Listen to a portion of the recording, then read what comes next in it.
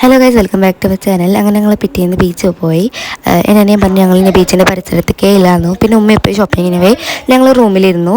2 ദിവസം മുമ്പ് ഒരു സംഭവം നടന്നു. സംഭവം എന്താണെന്ന് വെച്ചാൽ അത് ഞങ്ങൾ ചെന്നൈ പോകണമെന്ന് പ്ലാൻ ചെയ്ത് 1 മണിക്ക് അലാറൊക്കെ സെറ്റ് ചെയ്ത് കിടന്നുറങ്ങി. ഉമ്മ എണ്ണിച്ചില്ല. പിന്നെ ഉപ്പ എന്തിനാ എണ്ണിച്ചപ്പോഴാണ് 1:30 പിന്നെ ആകെ വെപ്രാളമായി, അതായി ഇതായി ഭയങ്കര സ്പീഡിലൊക്കെ കാർ ഓടിച്ച് സ്റ്റേഷനിലെത്തിയപ്പോൾ ട്രെയിൻ ലേറ്റായി. പോയിട്ടുണ്ട്.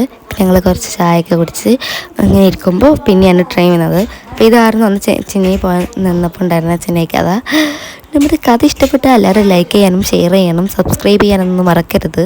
പിന്നെ ഞങ്ങൾ ഒരു സെയിം ടൈമിലാണ് ഞങ്ങൾ തിരിച്ച് നാട്ടിലെത്തിയത്. ഒരു 2 മണി ആയ ടൈമിൽ തന്നെ ഞങ്ങൾ തിരിച്ച് നാട്ടിലെത്തി.